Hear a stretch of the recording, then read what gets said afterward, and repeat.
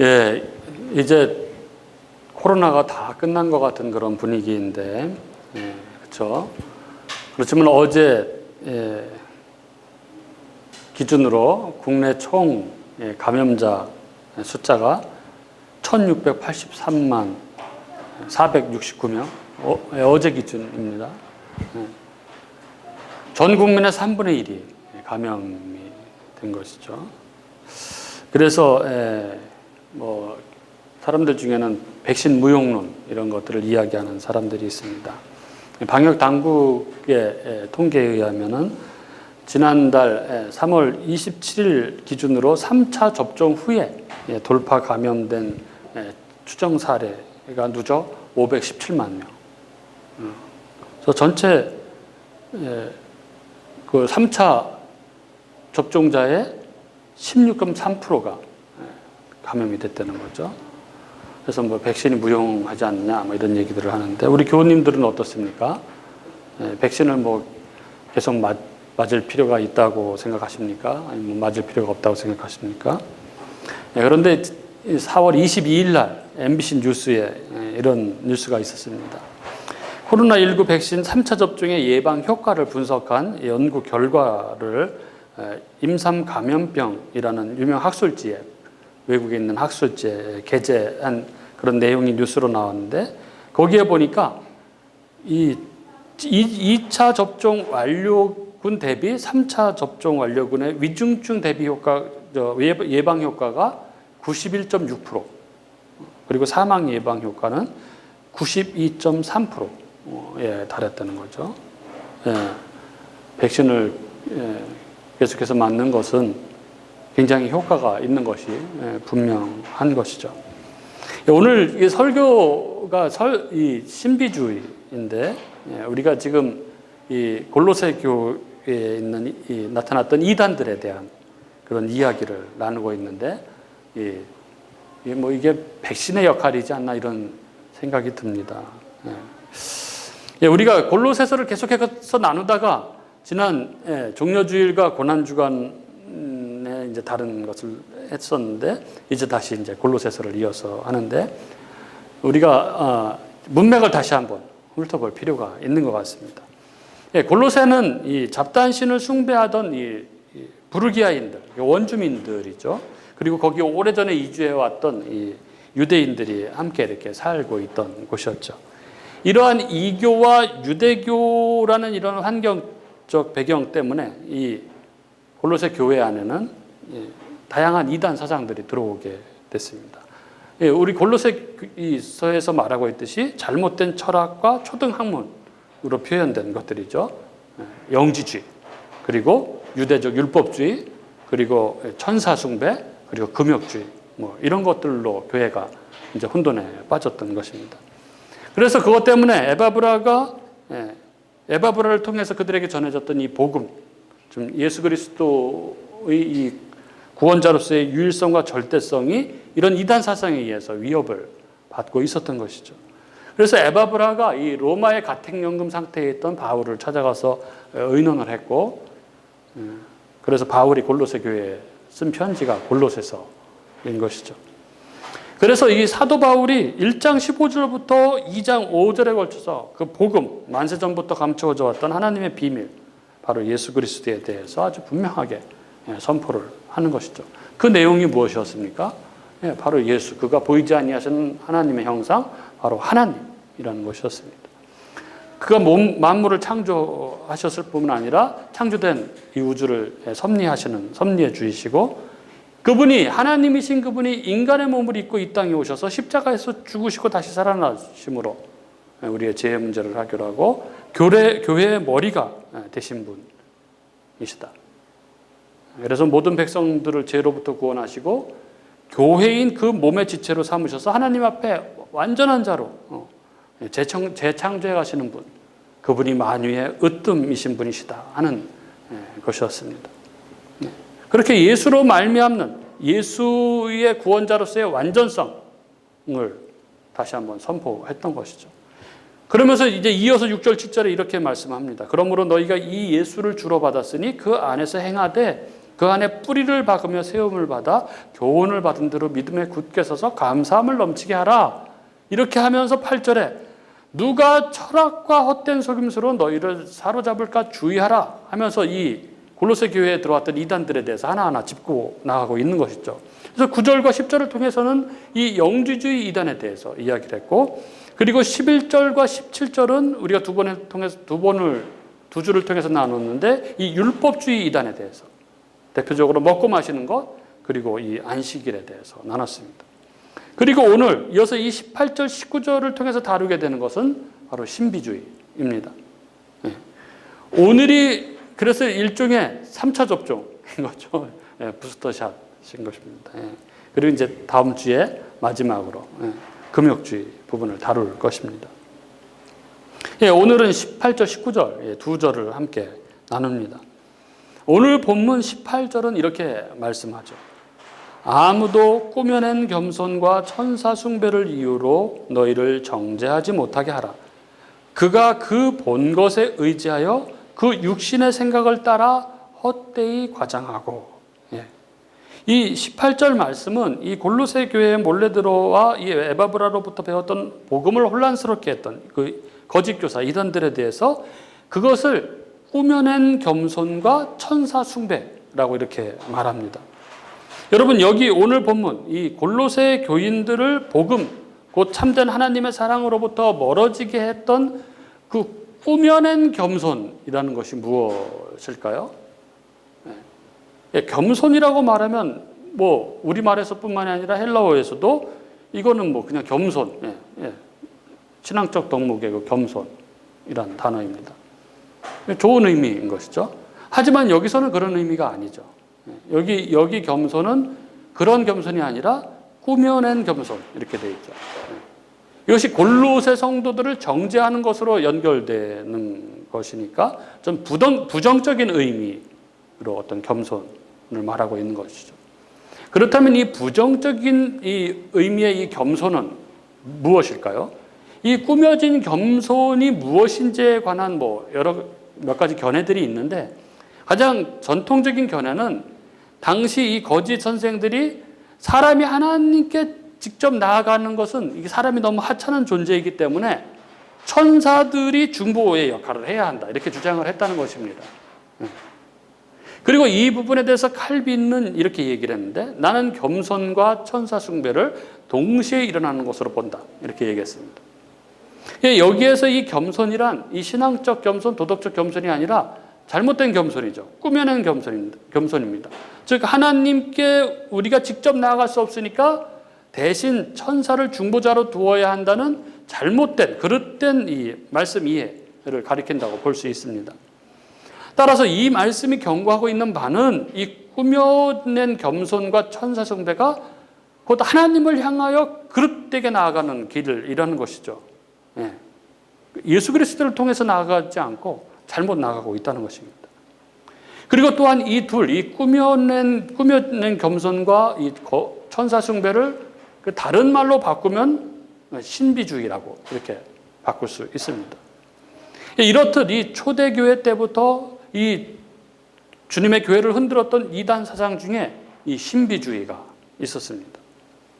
그리고 이 꾸며낸 겸손과 천사 숭배가 보여주고 있는 이 신비주의의 특징이 있는데, 이것을 오늘 말씀 18절 뒷부분은 이렇게 설명을 합니다. 그가 그 본 것에 의지하여 그 육신의 생각을 따라 헛되이 과장한다. 이것이 바로 꾸며낸 겸손과 천사 숭배가 도달하게 되는 결과고 전형적인 신비주의의 특징이라고 할 수 있습니다. 오늘 문장 구조로 볼 때 본 것을 의지한다는 말과 육신의 마음을 따라 헛되이 과장한다는 말은 둘 다 이 앞의 문장에 꾸며낸 겸손과 천사 숭배를 설명하고 있는 어구이죠. 따라서 우리는 이 꾸며낸 겸손과 천사 숭배, 이 신비주의 특징이 바로 본 것을 의지하게 된다는 것과 또 육신의 생각을 따라 헛되이 과장하는 것이라는 것을 알 수 있게 됩니다. 오늘 말씀에 의하면 이 신비주의의 주된 특징은 첫째, 본 것을 의지하는 것이고, 둘째, 육신의 생각을 따라 헛되이 과장하는 것입니다. 그러면 이 신비주의의 첫 번째 특징인 본 것을 의지한다는 것은 어떤 의미일까요? 여기 본 것을 의지한다고 할 때 이 의지한다로 번역된 이 헬라어 단어의 의미는 딛고 서다, 무엇을 근거로 입장을 취하다, 이런 단어입니다. 즉 이들은 자신들이 본 어떤 시각적인 것을 근거로 자신들의 신앙의 태도를 취했다는 것이죠.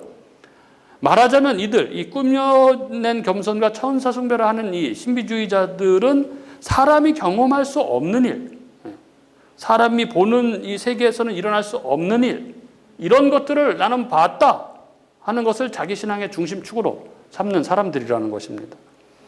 따라서 이 구절, 그가 본 것에 의지하여라는 말의 요지는 그들, 신비주의자들은 본 것을 의지하는 그런 사람들이라는 의미입니다. 그리고 이런 사람들, 이 신비주의자들이 본 것에 의지하는 이 자들의 그 특성에 대해서 사도 바울은, 이 성경은 이렇게 이어서 말하죠. 그 육신의 생각을 따라 헛되이 과장한다. 여기 이 과장한다라는 말은 과장, 부풀린다는 그런 말입니다. 그들 신비주의자들은 그들이 본 것을 부풀린다는 것입니다. 그리고 그들이 그렇게 자기들이 본 것을 헛되이 부풀리는 이유에 대해서 오늘 성경은 그들이 육신의 생각을 따라서 그렇게 한다고 평가합니다.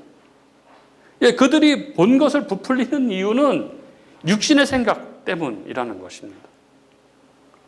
여러분, 그럼 육신의 생각은 무엇일까요? 성경이 이야기하는 이 육신, 육체라는 이 단어가 두 가지가 있습니다. 예를 들어서 바로 앞절 17절에 이것들은 장래일의 그림자이나 몸은 그리스도의 것이니라고 할 때 이 몸, 이 육신, 이 몸, 육체를 가리키는 이 헬라어 단어는 소마입니다. 그런데 성경에는 이 사람의 몸을 가리킬 때 이렇게 전인적인 사람의 심성과 성품을 다 포함하는 것을 쓸 때는 소마라는 단어를 쓰지만 여기에 신앙적인 의미를 넣어서 영적인 것과 반대되는 육적인 것, 이게 욕망적인 것을 나타내는 단어를 쓸 때가 쓰는 단어는 사륵스라는 단어를 씁니다. 그래서 17절에서 몸은 그리스도의 것이니라 해서 몸은 소마입니다. 하지만 18절에서 그 육신의 생각을 따라 헛되이 과장하고 할 때 이 육신은 사륵스입니다. 따라서 여기 18절에 그 육신의 생각을 따라 헛되이 과장하고라는 라고 말하는 이 육신은 이 굉장히 부정적인 의미로 쓰인 것이죠. 세상적인 욕망, 이런 의미로 쓰인 것입니다. 그러니까 골로새서는 지금 자기들이 굉장히 막 영적인 듯 천사들의 이야기를 하고 있는 사람들에게 뭐라고 얘기하고 있냐면 너희는 지극히 육적인 이야기를 하고 있다. 너희는 지극히 세상적인 욕망에 가득한 그런 이야기를 하고 있다. 이렇게 평가하고 있는 것입니다. 이것이 신비주의. 이 신비주의자들에 대한 성경의 평가입니다. 아주 전곡을 찌르는, 핵심을 찌르는 그런 평가죠. 우리 주변에도 보면은 기도만 하면 보인다는, 본다고 말하는 그런 사람들이 있죠. 또 기도만 하면 뭔가를 듣는다는 그런 사람들이 있습니다. 그들의 이야기는 주로 어떤 불치의 병을 고치는 이야기, 아니면 귀신을 쫓아낸 그런 이야기, 그래서 기도하면 사람이 퍽퍽 쓰러지고 입신을 하고 그런 영적 이야기를 하는 사람들이 있습니다. 이런 이야기들은 육적인 이야기라고 할 수 없죠. 굉장히 영적인 이야기입니다. 그런데 놀라운 것은 골로새서는 이런 신비주의자들의 이야기를 육신을 따라 헛되이 과장하는 사람들이라고 이렇게 표현하고 있다는 것입니다. 그래서 우리 교우님들 혹시 주변에 누가 내가 늘 본다, 뭘 봤다, 뭘 듣는다 그러면서 신기한 이야기를 하는 사람들을 만나서 이야기를 들으면은 그렇게 얘기하세요. 뻥치지 마세요. 과장하지 마세요. 속으로 그렇게 얘기하세요. 속으로. 오늘 본문 안에서 우리는 영적 세계를 이야기한다고 해서 그게 다 영적인 것이 아니라는 것을 보게 됩니다.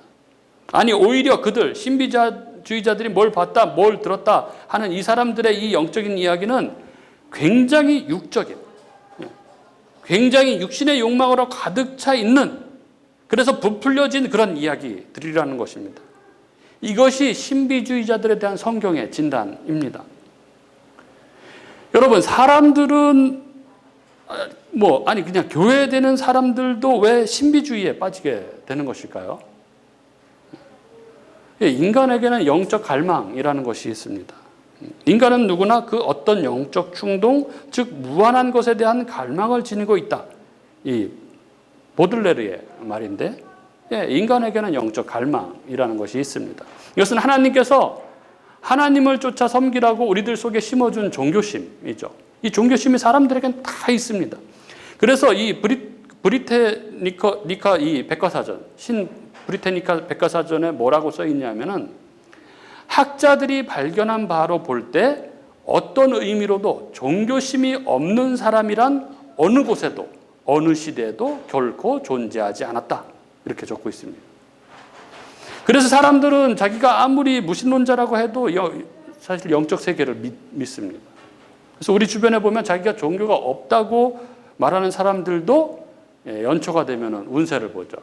토종비열 이런 거를 보거나 점을 보러 다니는 사람들을 심심찮게 볼 수 있습니다.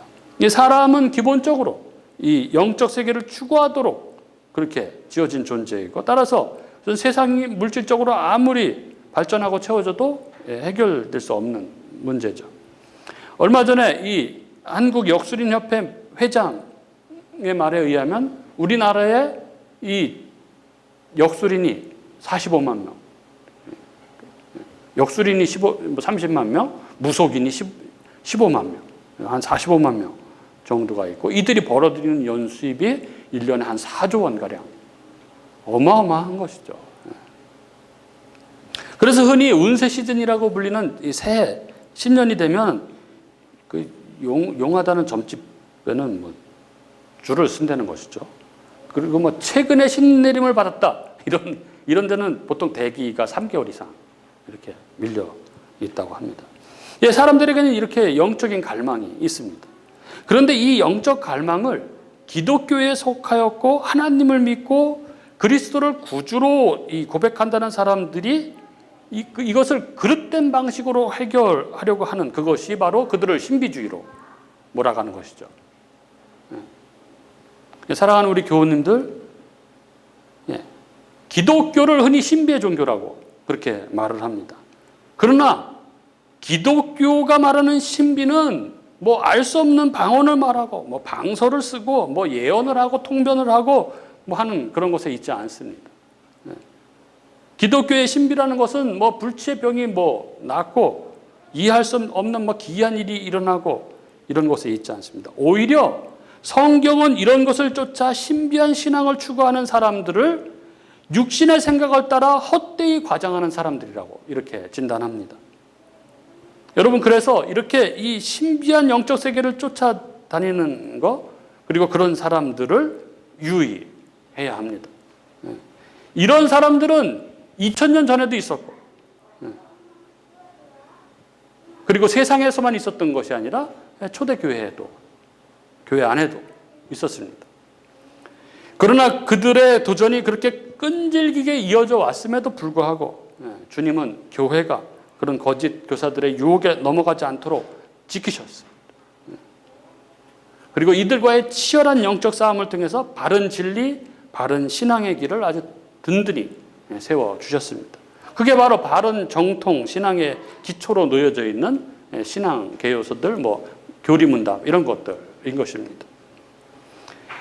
그러면 이런 신비주의적 신앙, 즉 잘못된 신앙과 반대되는 신앙, 바른 신앙, 정통 신앙은 그럼 무엇입니까? 골로새서 2장은 이런 거짓 교사들의 유혹에 흔들리고 있는 이 골로새 교회를 향해서 바른 신앙이 무엇인지에 대해서 계속해서 아주 강력하게 반복해서 권면해 왔습니다. 다시 보면은 6절 7절에 보면, 그러므로 너희가 그리스도 예수를 주로 받았으니 그 안에서 행하되 그 안에 뿌리를 박으며 세움을 받아 교훈을 받은 대로 믿음에 굳게 서서 감사함을 넘치게 하라. 또 12절에 보면은 너희가 세례로 그리스도와 함께 장사되고 또 죽은 자들 가운데서 그를 일으키신 하나님의 역사를 믿음으로 말미암아 그 안에서 함께 일으키심을 받았느니라. 그리고 13절부터 15절. 또 범죄와 육체의 무할례로 죽었던 너희를 하나님이 그와 함께 살리시고 우리의 모든 죄를 사하시고 우리를 거스르고 불리하게 하는 법조문으로 쓴 증서를 지우시고 제하여 버리사 십자가에 못 박으시고 통치자들과 권세자들을 무력화하여 드러내어 구경거리로 삼으시고 십자가로 그들을 이기셨느니라. 예, 사랑하는 우리 교우님들, 성경이 말하는 기독교의 참된 신비는 어디에 있습니까? 예, 바로 그리스도 안에 있습니다. 예. 진정한 신비는 하나님이신 그분이 인간의 몸을 입고 이 땅에 오신 것입니다. 진정한 신비는 하나님이신 그분이 인간의 몸을 입고 오셔서 우리의 죄를 대신해서 십자가에서 죽으신 것입니다.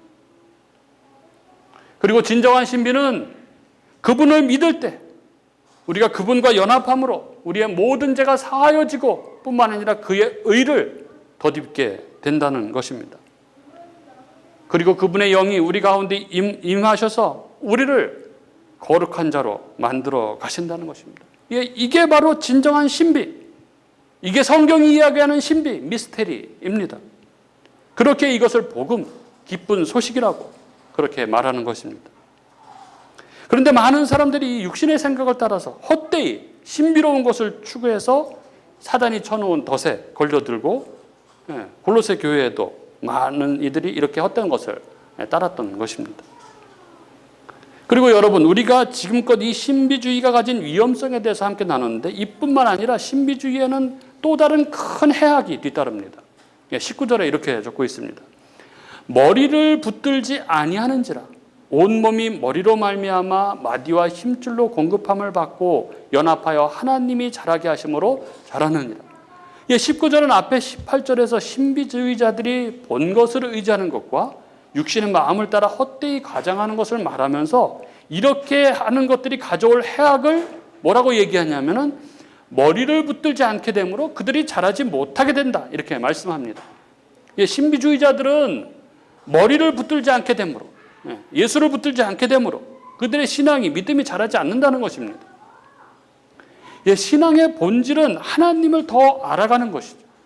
그래서 참된 하나님을 경험하는 것이고, 그래서 그 하나님을 향하여 살아가는 것입니다. 그러나 신비주의는 그 근저에 육적인 욕망이 있습니다. 그래서 그들은 하나님을 말하지만 그러나 그 하나님은 자신의 욕망이 빚어낸 신에 불과합니다. 그리고 가장 핵심적으로는 거기에는, 그들의 그 신앙에는 결코 그리스도가 머리가 될 수가 없는 것이죠. 그리스도가 머리가 된다는 것의 의미는 그리스도의 말씀에, 그리스도의 명령에 순종한다는 것이죠. 하지만 신비주의 신앙에는 그리스도에 대한 참된 신앙이, 순종이 없습니다. 왜냐하면 그들의 신앙은 자기 욕망으로부터 잉태된 신앙이기 때문에 그렇습니다. 그 신비주의의 중심에는 자기 욕망, 즉 자기 중심성이 아주 또아리를 틀고 있는 것입니다. 신비주의 신앙은 내가 왕인 신앙, 그렇기에 내가 원하는 나의 욕망을 추구하는 신앙이라 할 수 있습니다. 그렇게 이들은 이 몸인 교회의 머리신 그리스도를 붙들지 않기 때문에 성장할 수가 없는 것입니다. 그들의 성장은 탐욕만 자라나는 영적인 괴물로 성장하는 것입니다. 앞서 말씀드린 대로 기독교는 신비의 종교입니다. 그러나 성경이 말하는 신비란 다 그리스도와 관련된 신비입니다. 창조주 하나님의 모든 초월적 신비는 그 양상이 어떻게 전개되든 그것은 모두 그리스도의 사역과 구원과 관련되어 있습니다. 그렇게 이것에서 벗어난 신비는 유사신비인 것이죠. 유사신비. 곧 악마적 영성으로부터 비롯된 것들입니다. 그리고 이런 유사신비인 이 신비주의는 우리가 인지하지 못하는 사이에 어느덧 우리 가까이, 우리 주변에 아주 그냥 우리 안에 또 다가와 있습니다. 우리가 살아가는 이 시대, 이 신비주의는 아무렇지도 않으냐, 혹은 양의 탈을 쓰고 우리들 가까이 와 있습니다. 비즈니스, 스포츠, 그리고 문학, 음악, 미술, 다양한 분야에서, 그리고 교회까지 그들은 이미 침투해 있습니다. 그 레이 윤게인이 쓴 이 신비주의와 손잡은 기독교라는 책이 있습니다. 개혁과 부흥사에서 우리나라에도 출판이 됐는데, 이 책은 이 동양 종교에 뿌리를 두고 있는 이 신비주의가 이 토마스 머튼, 헨리 나우엔, 리차드 포스터 등을 거쳐서 최근에 이머징 처치까지 침투해온 과정을 아주 파노라마처럼 보여주는 그러한 책입니다. 혹시 기회 되시면 한번 사서 보시면 좋을 것 같습니다. 이 책에 이런 말이 나옵니다. 기독교 요가, 영적 제자도, 영성 훈련, 신성한 공간, 그리고 관상 기도. 당신은 이 어느 것 하나라도 친숙하게 들리는가? 이런 용어들이 당신의 교회에 나타나기 시작하는 것은 시간 문제다. 뉴에이지 영성이 이미 상당수 교회 안에 스며들었고 복음주의의 방향을 비틀어 놓으려는 시도가 대부분의 신자들도 모르는 사이에 이루어지고 있다. 내노라 하는 기독교 지도자들이 이제 명상 기법들을 연마하라는 말을 서슴지 않고 있다. 뉴에이지, 신비주의 영성은 수많은 교회, 청소년 단체, 그리고 기독교 교육기관의 중심부에 둥지를 틀고 있다. 너무 섬찟하죠, 그죠? 영성훈련이라는 이름으로, 그리고 명상이라는 이름으로, 그리고 관상기도라는 이름으로 신비주의는 어느새 우리 사회의 전 영역에 자리 잡았고, 그리고 기독교 주류 교단에 이미 스며들었습니다. 그렇게 우리는 이 신비주의 세력에 대해서 특별히 분별력을 가지고 주의해서 대처해야 합니다. 그리스도를 통하지 않고 만나게 되는 어떤 절대자, 그 신은 결코 성경이 이야기하는 하나님이 아닙니다. 그리스도 안에서 인격을 가지신 분으로 인격적인 인간과 만나지 않는 그런 신은 성경이 이야기하는 하나님이 결코 아닙니다. 인간이 기도를 통해서 절대자, 이 초월자를 만날 때 자기로부터의 탈각, 그러니까 자기를 비우는, 나를 없애는, 나를 버리는 어떤 나를 비우는 과정을 통해서 만나게 되는 그 신, 그 절대자는 절대 성경이 이야기하는 하나님이 아닙니다. 다른 영인 것이죠. 다른 영. 우리가 오늘 이 신비주의에 대해서, 그 신비주의의 위험성과 해악에 대해서 나눴습니다. 오늘 이 말씀이 우리 교우들에게 혹시 다가올지도 모르는 이단의 공격을 가차없이 막아내는 놀라운 백신, 부스터샷이 될 수 있기를 주님의 이름으로 축복합니다.